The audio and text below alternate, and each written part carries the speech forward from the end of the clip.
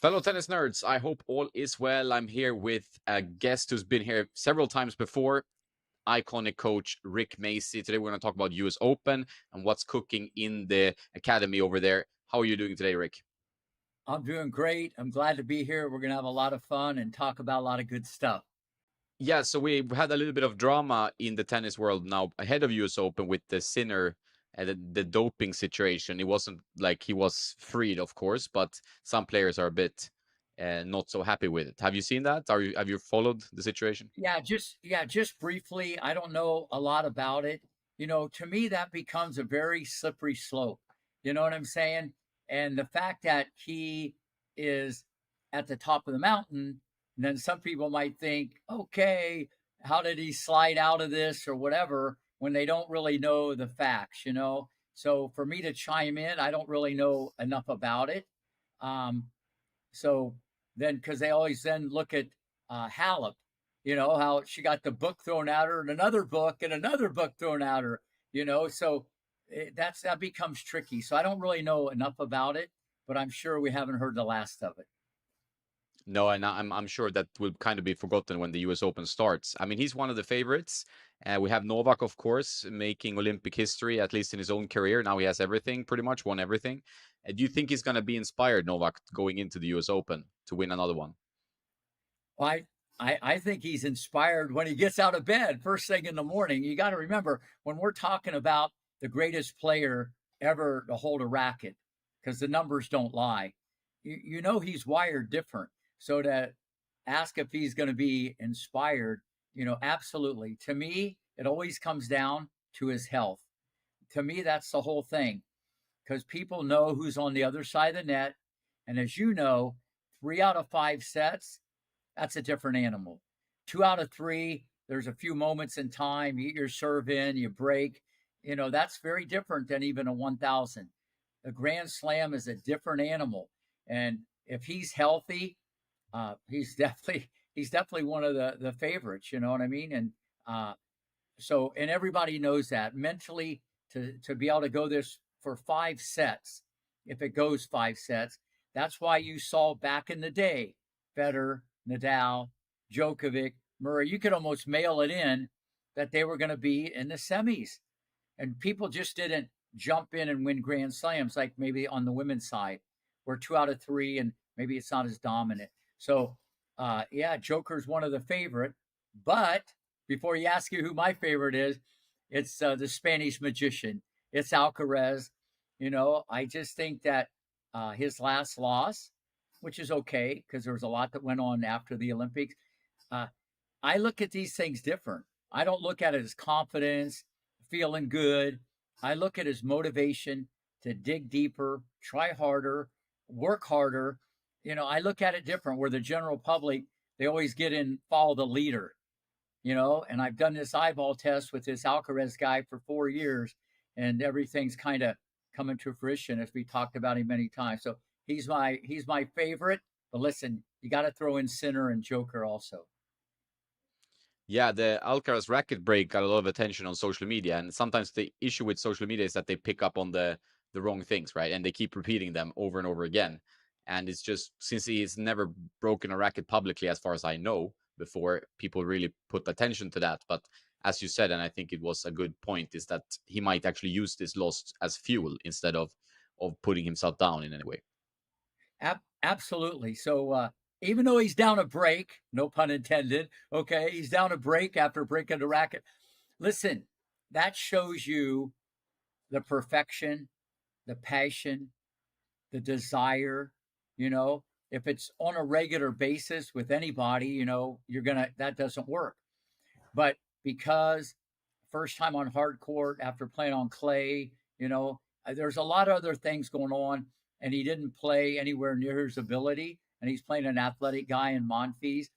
So that becomes the narrative of him doing that with the racket. But I look at it differently: passion, determination, how bad he wants to win, what he expects from himself. And it got to the point where he just got frustrated. And I think it's good to let it out like that. And people should look at it as a positive and not read into anything else because that's the way greatness is wired. And you've seen that from Joker. You've seen that from other champions throughout her career.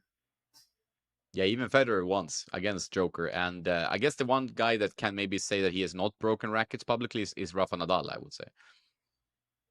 Yeah, no, that's a good point. Whether you show it or don't show it, they all feel the same. You know what I mean?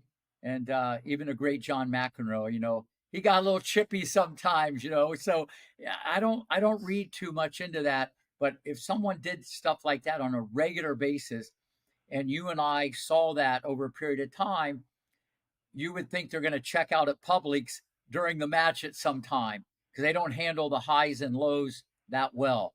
But he's already proved his mettle at this young age, how mentally strong he is, and what a great competitor he is. He doesn't have to prove anything to Rick Macci, that's for sure. When I look at this guy play, and that just shows you how bad he wants to win, and he just let it out. Yeah, I think so. I think that's a great way of putting it. If you saw this from one of your students at the academy, how would you react to that as a coach? If someone did that, um, well, first off, I think their parents would react different because they're the one buying the racket. Okay, the parent might react a little different. Okay, um, I wouldn't want them to do that, but I'd have to know in what content they did it. Long point. They should have won the point 3 times. The person got out of jail, won the point. It just depends on the situation. I love passion. I'd rather have that than someone asleep at the wheel. That shows me they're a great competitor. But like anything else, there's good habits and bad. And you don't want that to be a cornerstone where when things don't really go your way in crucial moments, you're getting upset. Whether you're smashing a ball at the fence, or breaking a racket, or you're screaming and yelling, how you control negativity will determine eventually how successful you are. 100%.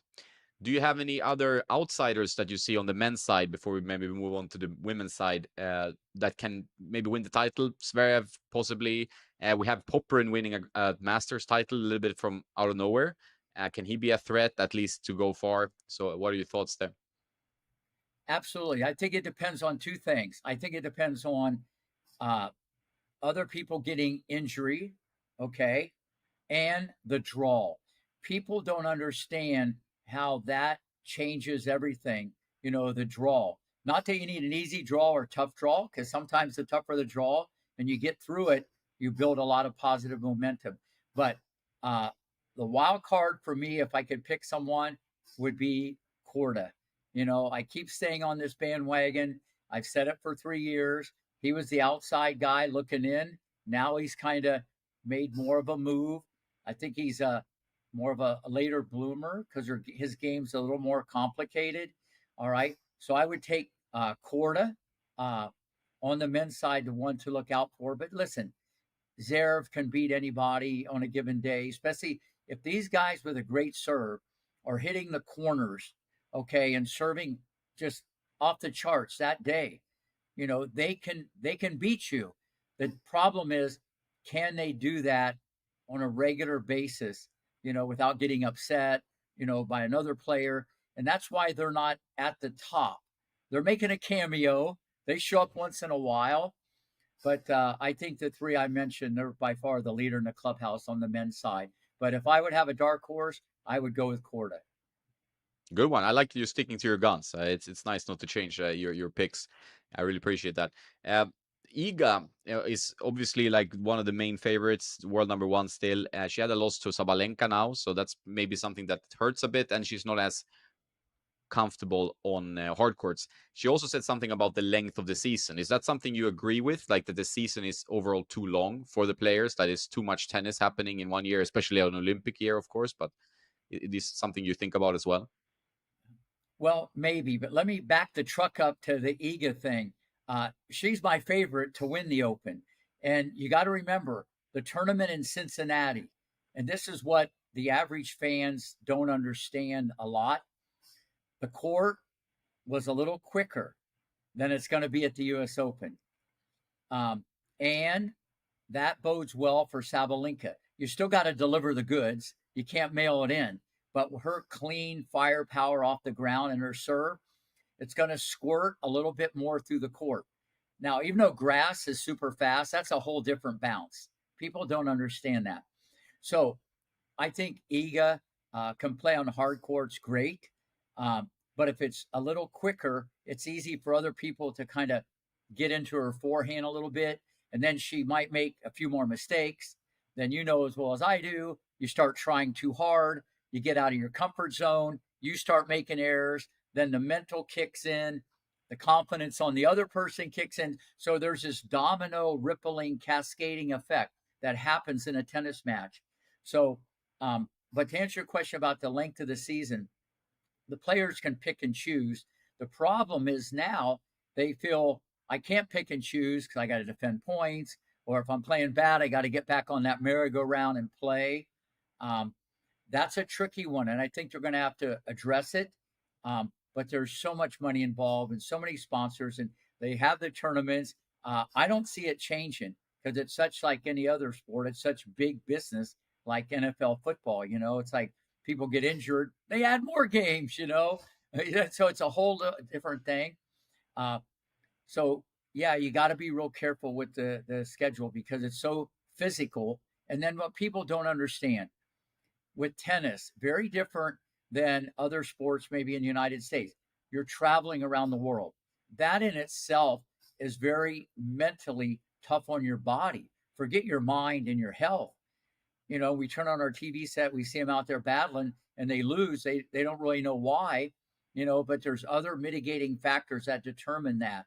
And so that's why when you look at this Djokovic guy, the Serbian sniper, there's a lot of stuff that goes into this to become great, because some people don't like to travel. Some people, it affects them. You get sick easier going from place to place. So is the season too long? For sure. Yeah, make good points. When it comes to the American women at the top, like we have Pegula, we have Coco Gauff, last year's winner. Do you think that they have a good chance at going deep in the tournament? How are they playing right now? Absolutely. Let's start off with Pagula. She doesn't get enough credit. She doesn't get probably enough love, even from myself, because she's just the best vanilla of all time. There's nothing, but she's so fundamentally sound. She moves well. She's calm. People don't understand that. That's a wild card in sports. You have that calming skill. She has that genetic calming skill. I saw that long ago. And she can take the ball early and hurt you off the ground. So she's definitely always going to be a threat. That would be amazing if she could come through. I think she would be one of the favorites.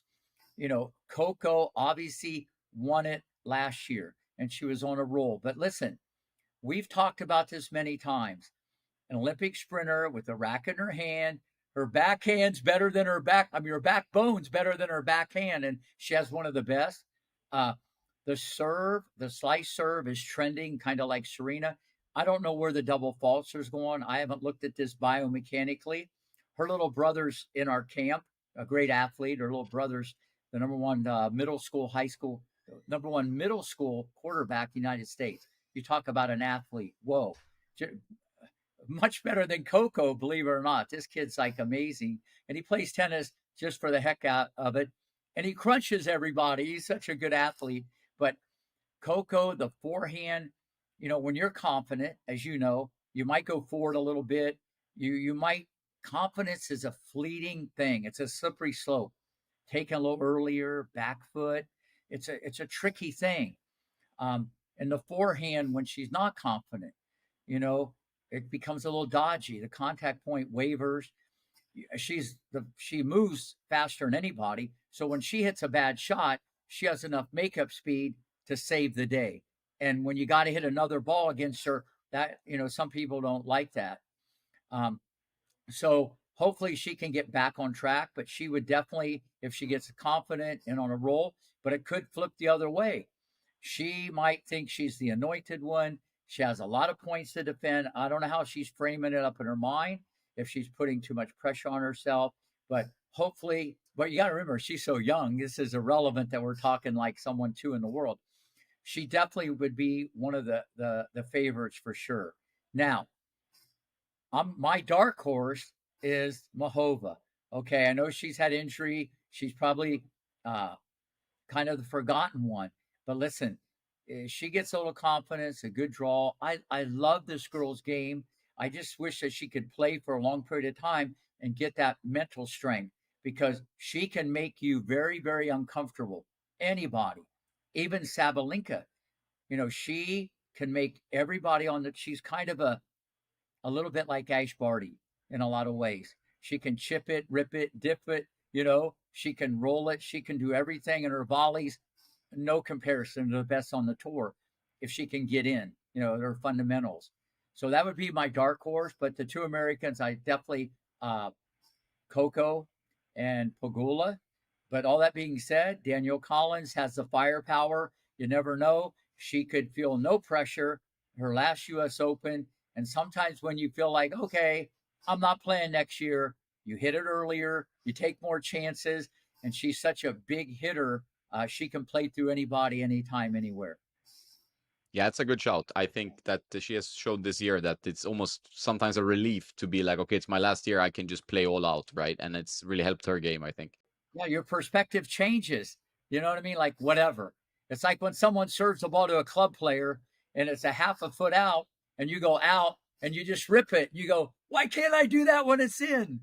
Because you didn't care. You let it happen. And unfortunately, in junior tennis and club players tennis, you sometimes get in a box. And that's why you play better against better people and you play worse against worse people, which is the exact opposite. You should play worse against better people because they're better, and you should play better against worse people because you're better.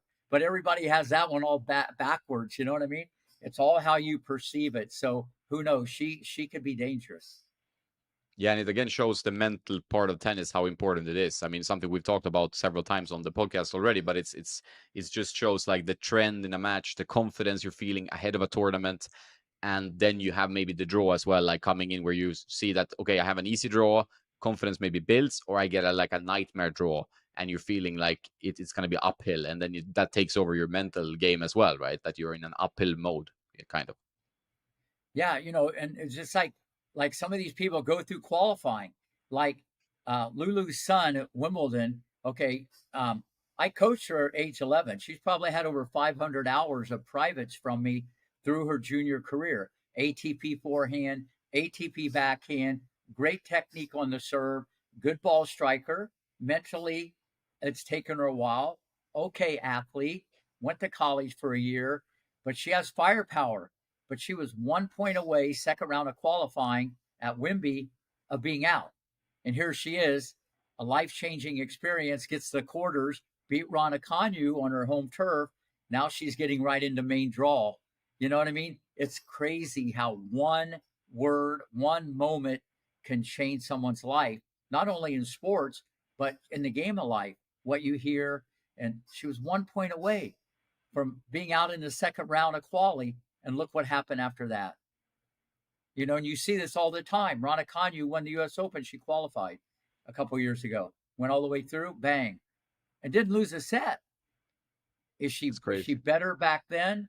I don't think so. She's better now in her tennis, but mentally, she obviously probably felt different back then, a little bit. Yeah, it's all circumstances and how you deal with them, right? Like some people can take a hit to the chin and then be up straight away and do 100% whatever, or but some people get a bit more broken down by a loss or by something going not their way, right? So I was watching a match yesterday. It was Leila Fernandez was in the U.S. Open final, and she was like won first set 6-1, then loses a very tight tiebreak and against Anna Bogdan, a strong Romanian player, but still ranked, 100 outside the top 100. And then she goes down 5-0 in the third set because it's like that mental part of losing that tiebreak puts you in a weird state sometimes where you can't play the third set. Like, and then she started fighting her back, but it was too late. So you see those like losing that second set tiebreak is such a mental test for most players. It's something you've seen as well, maybe. Absolutely. First off, I love that what you just said. I didn't see that score, but it cuts both ways. The other one, she's out the door and then she wins the tiebreaker and she takes a little earlier, feeling better. I don't hope I can win. Now I expect to win. instead of thinking Fernandez did good in the last tournament in Cincinnati, whatever. And then and that's why these guys at the top, people don't realize how mentally strong they are. I don't want to say anybody's perfected the ideal performance state where they have that intensity and calmness. You can't really picture Djokovic, especially the last 10 years, doing something like that, or Alcaraz, or, even at a young age, checking out like that. There might be a moment, but not like that. I know men's, it's easier to win a point with the serve, but that's a great point because nothing has changed. It's still a ball, a racket, a net, and now we're playing one set. But your mind gets caught up in the past, and it changes everything. And then, when things start to change in your head, you're dead, especially because with the feet. And then you start pressing, and that's what sports is all about. There's momentum changes, and who can handle those moments. And it's even more prominent with the guys because things happen so quickly, and it's all about key moments with the guys. Everybody has talent. Everybody can rip it. A lot of the matches are always, very close, but usually the better players win. Guys like Federer, Nadal, Joke, all these guys, they lost 45% of the points when they played a match. That's a lot. People think they probably only lost 20%. They lost 45% but their winning percentage is in the 80s. No, it's And a that's very good point. so that shows you how much it's mental. And it's even like that in junior tennis to some degree, club tennis. It's a lot of the key moments, how you manage that. And it's all perspective. Yeah, and it's in this match. I took it as an example because I watched it last night. But it was like also Fernandez, who takes the ball really early on the baseline and always tries to direct pace. Like she's a pretty short player, so obviously she needs maybe lose her tension, tries to take the ball early, give the opponent less time. But she didn't change her plan. Like when it wasn't working, her shots were like going out, like sailing a bit for whatever reason.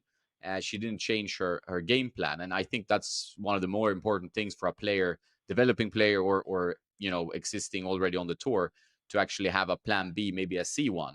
Is that something you work with your players, like on, like what happens when plan A fails? What do we do? What's the next one? Well, I think, yeah, it's a little more prominent on the men's side because they use the slice more and maybe the drop shot more and they volley more and they have to have more tools in their toolbox in general. You know what I'm saying? But you just made a great point. People are kind of locked, loaded, ready to launch. They do one thing, they rip it, and that is your game. You don't want to change your game, but you do want to modify it. You do want to make some adaptations to your game, but I don't think you can picture Fernandez, going into zone 4 with heavy topspin like Rafa. Now, could she sprinkle a couple in there to take the temperature? That's what I tell all the kids. Take the temperature.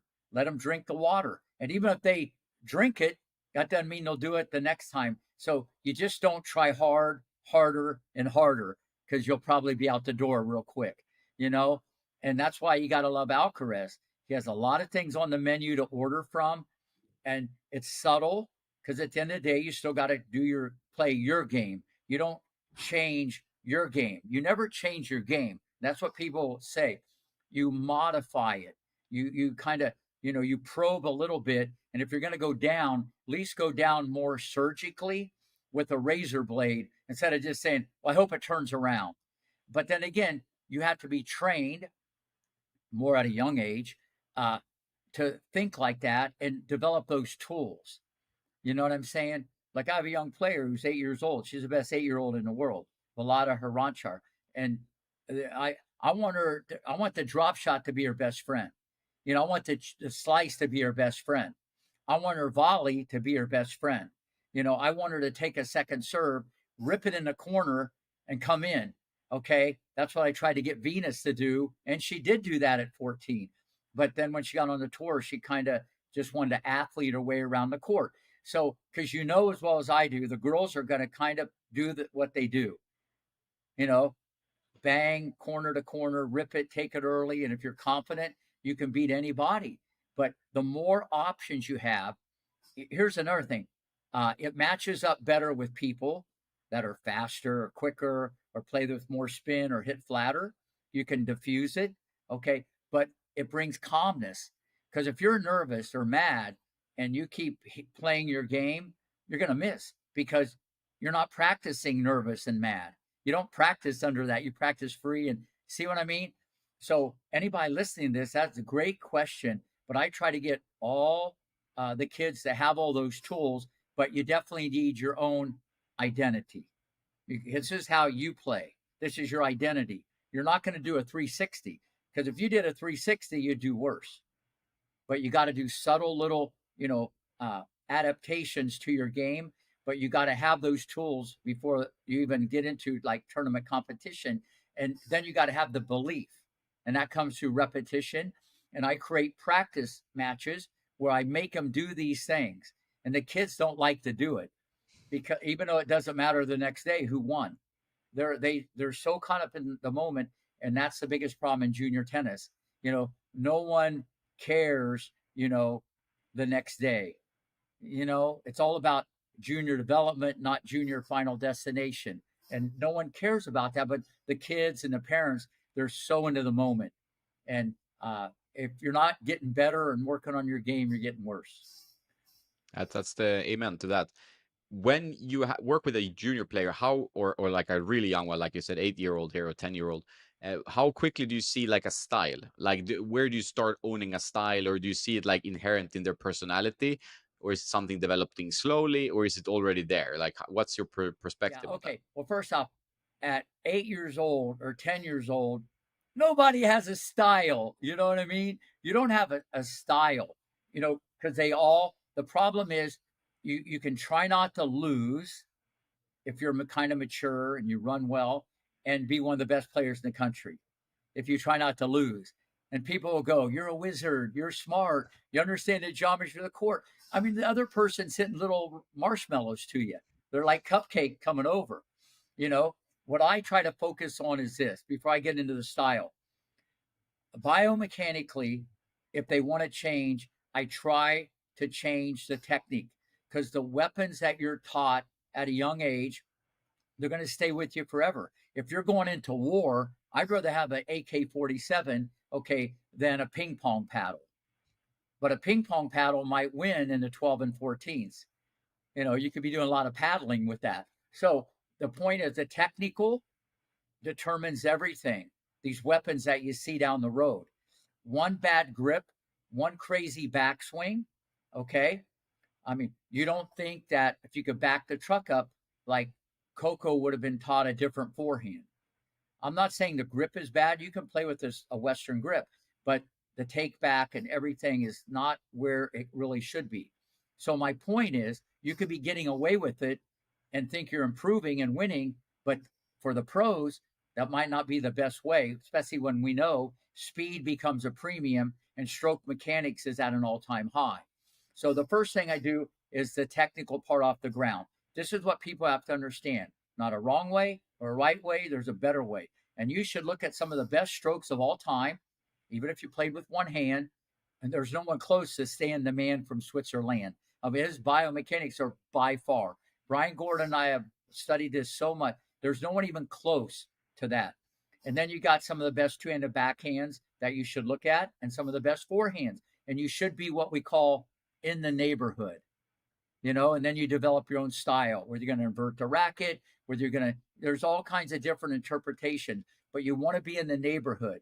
You don't want to take your racket back to Alaska, then to Ohio, then to Germany, and then back to the contact point, but you have enough time in the juniors. So the mechanics are at an all-time high. Unfortunately, the mechanics can determine your style. You could be with the wrong coach. I'm not saying it's bad. He might want you to play closer to the fence than the baseline and hit the ball 8 feet over the net with heavy topspin. You're developing a personality that, sure, maybe patience, but if you do that, you better be able to run. I mean, you better be a scorer on steroids if you're going to play that far back and run. Because people say, well, look at Rafa, but he could run. Federer could run too.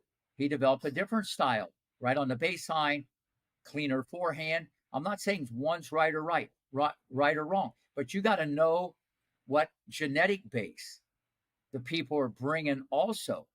You know what I mean? You can't get someone to play like thoroughbred if they maybe are limited in some areas. That's why I had the Williams sisters stay on the baseline, take it right off the bounds, use their speed offensively.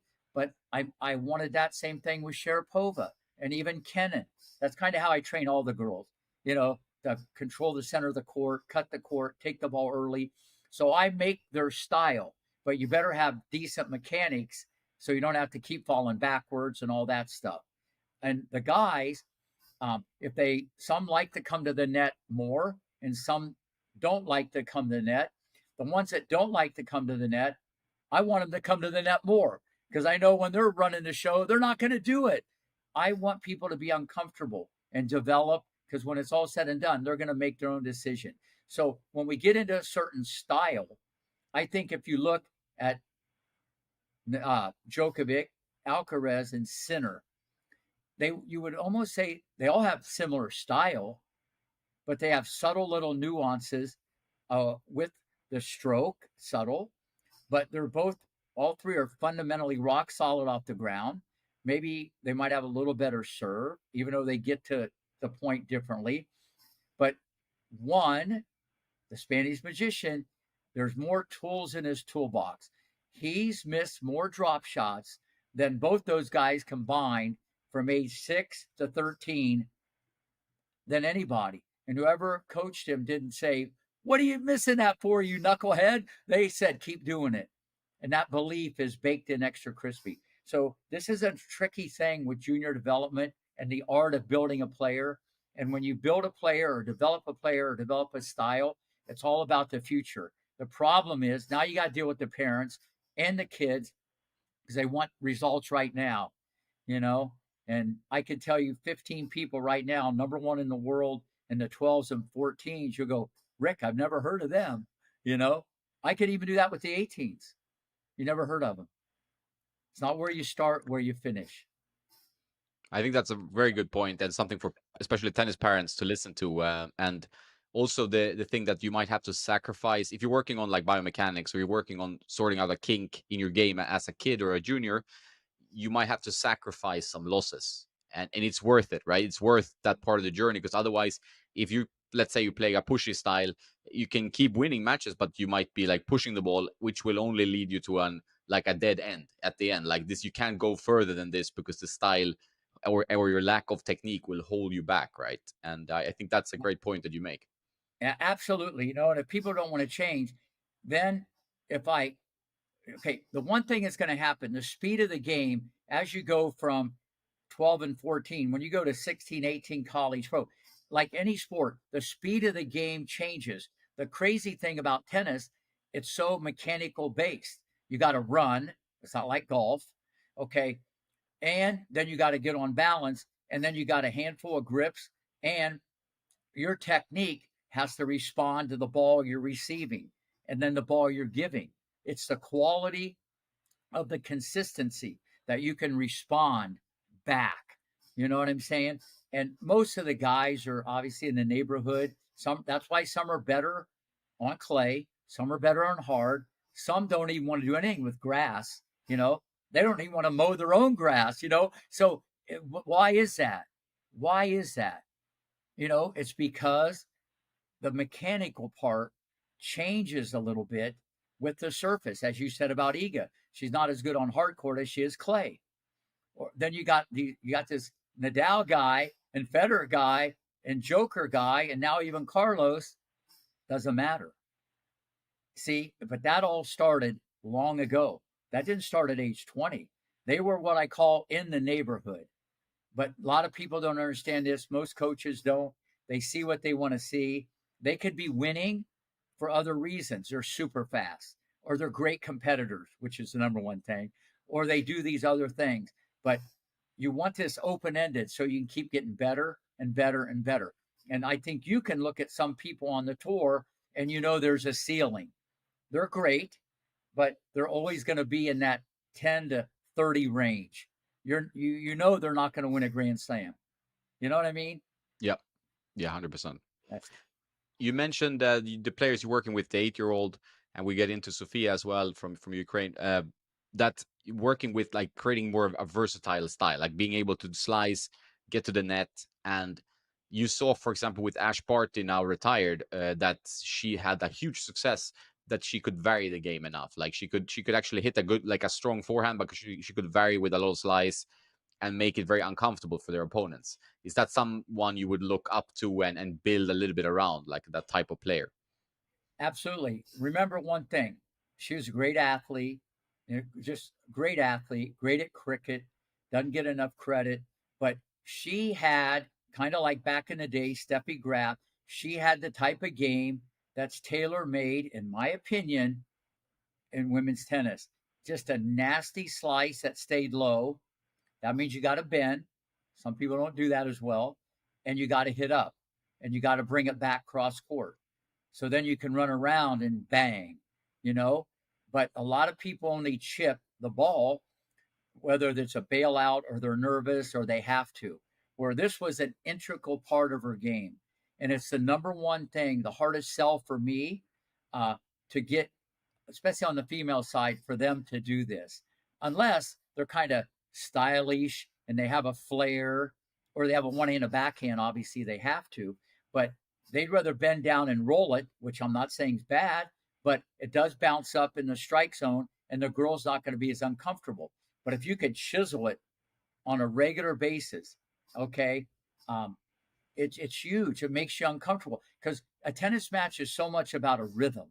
You know, the rhythm of the point, da da da da, boom, hit, da da da da, boom, hit, and and then you can come in with the drop shot, and this is so important. If a female wants to learn that, great technique on the backhand, great technique on the forehand, but you could slice the ball 5, 6 times in a row on purpose, not because you're nervous or feeling pressure or a bailout. That's what I call it. That's tailor made for women's tennis. And you see sometimes these matchup, even if a girl's 70, 80 in the world, playing a top 10 player, just her style is a little funky because she's chiseling the ball around the court, you know, and hitting more spin. You almost saw that last year with Coco. She almost lost first round. First round. Then she goes on and wins the tournament. You know, some people like the ball coming faster to them so you don't have to think. Now, if it's faster and real far away, I think they'd rather have it slow to them. But this is a big thing in junior development, but it's a tough, tough sell to the kid and sometimes even tougher to the parent because people want every ball to go in and never to miss a shot. And if you're never missing a shot, 14 and under, 12 and under, or you're never double faulting, trust me, you're not doing the right stuff.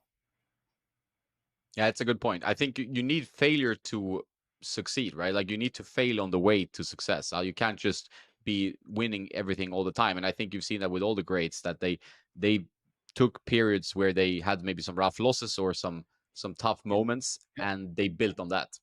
Yeah. Listen, I got to tell this. Now you brought this up.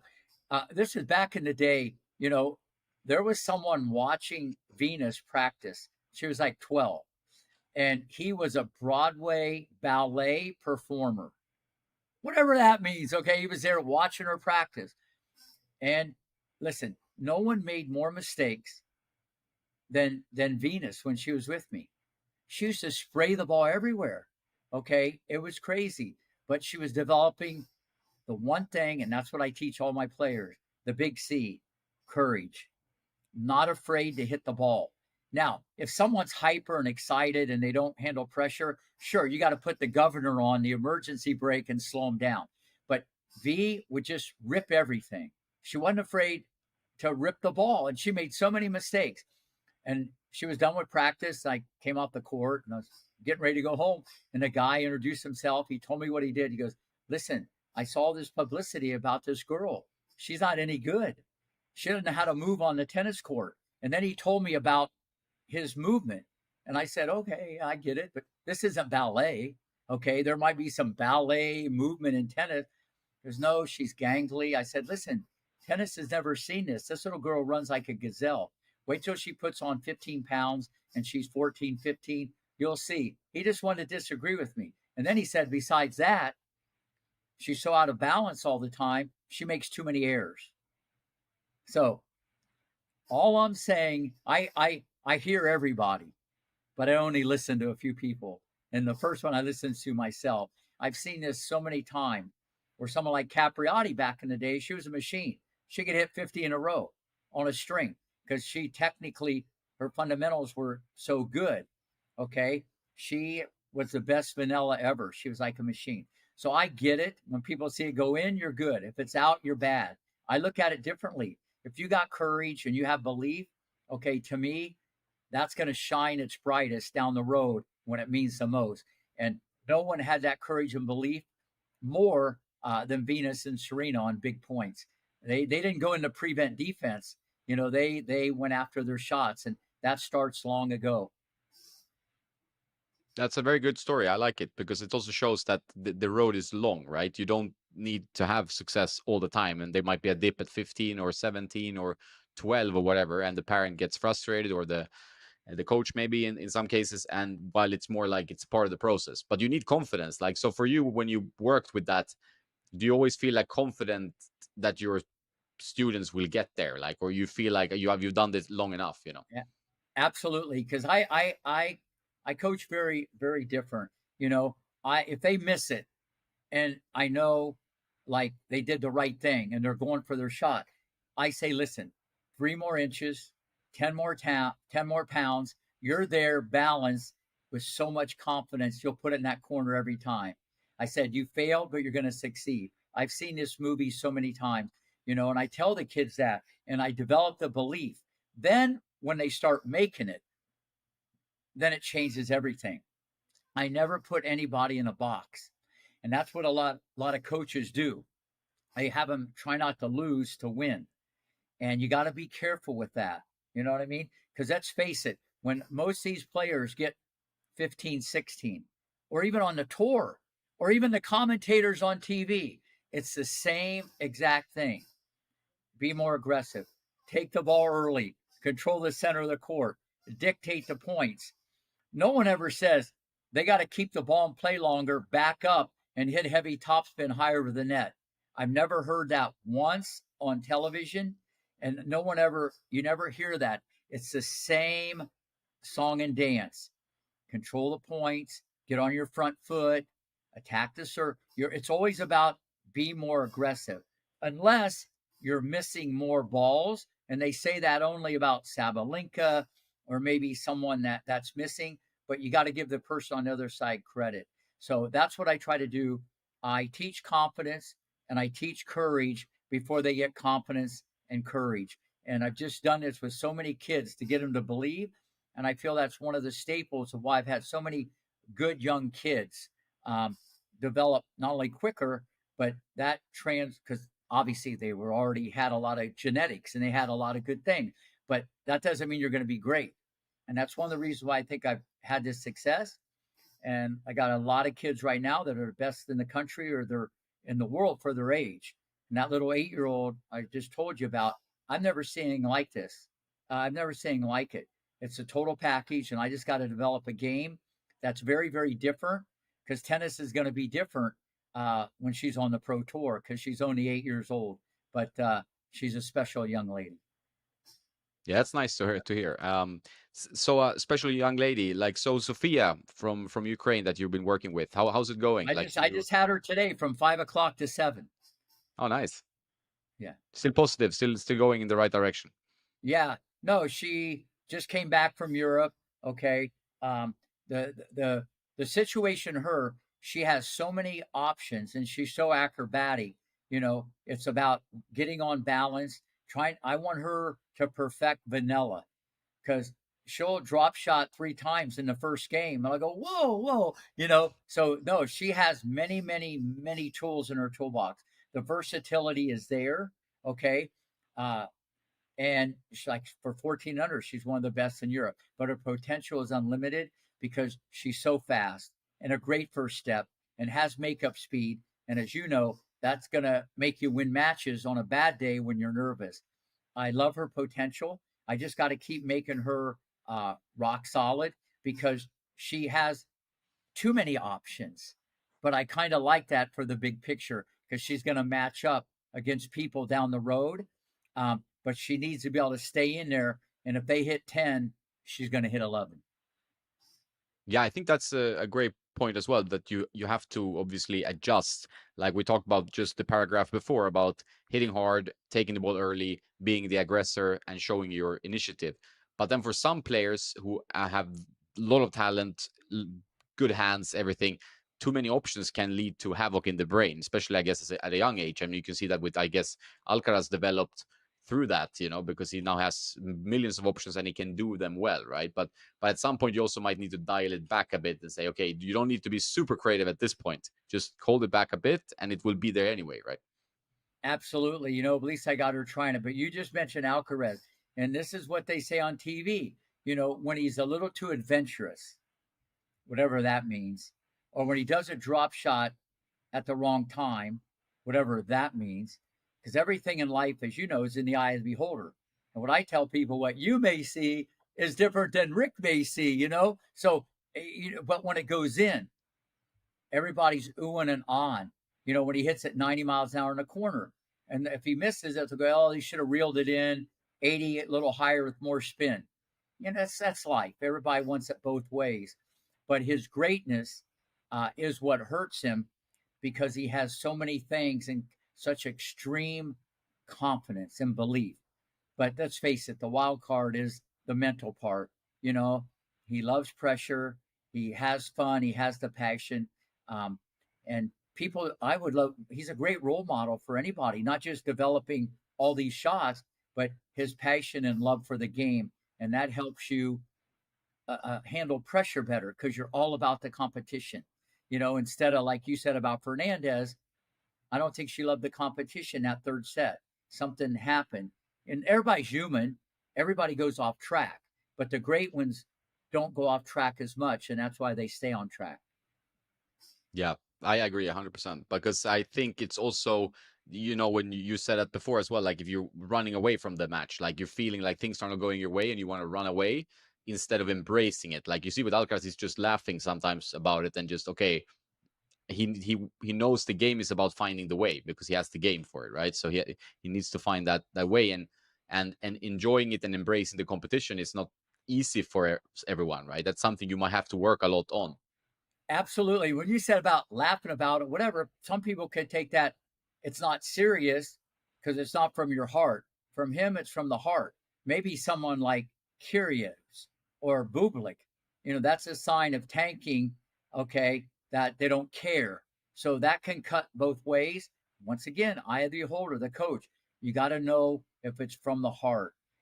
Junior tennis isn't just about strokes and strike. There's so much more, especially with what I do and still do to this day, 50 hours a week. It's very different to build a player. It's all about a vision and knowing how to handle this whole situation. It's not just like straightforward, this is the way you do it. It's to me, it's very complicated. So there's so many things that can blow up and make it go sideways, and it's such a long-term process, and that's what everybody has to understand. So for Rick Macci now, you're going to the US Open. What's else? How do you have time for everything, right? Like you're always on the court, you're traveling, you're on doing media, you're doing everything. So how do you keep up? No, well, first off, it's the only Grand Slam I really go to because I'm so busy. But uh, pretty much the go-to guy with Fox News and Fox Business. I do a lot of stuff, and even I would go in the studio in West Palm, with the other Grand Slams and just comment it and give my opinion, who the favorites are, and just give expert analysis on that. And that's good enough for me because I like staying in the nest. I'm still like very, very busy. A lot of people visit. We had a great summer, and I got kids here. I just love being on the tennis court, and I have just as much passion today as I did when I started at age 22. And I'm glad I feel like this. The $1 Billion Mind, the book, it's becoming like a bestseller. Me and Dr. Nib, that's like taken off. We're going to do other things together. I love doing podcasts, talking to you guys, because it's my way to give back. So you can give to anybody, and I might be able to help other people who don't come to court one and see kind of what I do every single day. Now, that being said, there is another project. There hasn't been any press releases. A few people know about it, but I'm going to throw it at you. So you're like one of the first ones to get kind of breaking news. Uh, it's going to be TV show, 10 of them, called The Phenom Maker, the good, the bad, the ugly. Okay. Amazing kids, amazing journey, the crazy parents, all the insanity and the sacrifice, the blood, sweat, and tears that goes into this. Okay. Um, it's going to be incredible, and people really see what I do and what these kids go through and the sacrifice and the other people involved with me. Vitor Belfort, who was #1 MMA fighter, he was a phenom back in the day. uh, his son's actually the #1 high school quarterback that went to Virginia Tech, a college. So he does stuff with me with fitness and boxing, and he does stuff, and the obviously the coaches that work with me. But the wild card is Venus and Serena are involved with me also with their name on the project. So this thing's going to go nuclear, very different than anything that's ever been done in tennis because of the pedigree that I'm bringing to the table. And people are going to see this thing. And it's not just about tennis, even though it's about tennis and it will all happen at the park at the Rick Macci Tennis Center. It will be so inspiring and motivating and just kind of what this is all about. And I already got a lot of kids here that will probably be in it, even though a lot of kids will be in this. It's going to be must see TV. It won't happen until next year, but we're still putting the final pieces together. But we're off to the races. It's going to be called the Phenom Maker, and with the power of the Williams sisters involved, um, I'm just more than excited to be able to share this project, and it's going to be beyond epic. Awesome. Good news. Congratulations. That sounds great. Yeah, thank Look you. forward to that as well. I think many people are curious to what's going on and also can relate about these stressful situations with kids that are very they want to be pros, but the parents also want them to be pros. And it's like it requires a certain type of coach or personality to calm or diffuse the situation and mold it into something good, right? So I think this could be a very interesting storyline. Absolutely. And, I got so many stories about ranking or, someone that was here and now they're, top 20. I mean, let's face it, VW and Serena, they've never played any junior tournaments. They never got on an airplane and played ITF. They never did anything. I could give story after story after story when you're so caught up. Because let's face it, if you're one of the best in the country in your age group, the parents are already booking tickets for Wimbledon, but they're probably going to be watching on TV like me and you. So, I just try to explain it differently and to get better every day. That's all you want to do. Let's get better. Let's try to get better, you know, and there's a fine line between winning and losing. And that's the message. And this will come loud and clear uh, in this project, but just the insanity and the ups and the downs and the highs and the lows that go into this, it's going to be amazing. It was a great message to end on, and I really love having you on, Rick. Always nice talking to you. You're a busy guy, I know that, and you're always on the court. So thanks a lot for this time around. I hope to see you again soon, and good luck with the show and with the U.S. Open now. Yeah, thank you so much. We'll do it again, and we'll see if my predictions come true. Not that I Oh. went out on a limb with Alcaraz and Iga, but you never know. No, but the Mukova and the Korda predictions I like because you stick to your guns, right? I like that. So we'll keep my eyes on that for sure. You got it. Good seeing you again. Stay, man. Enjoy. Have a nice day. All right, Talk be soon. in touch.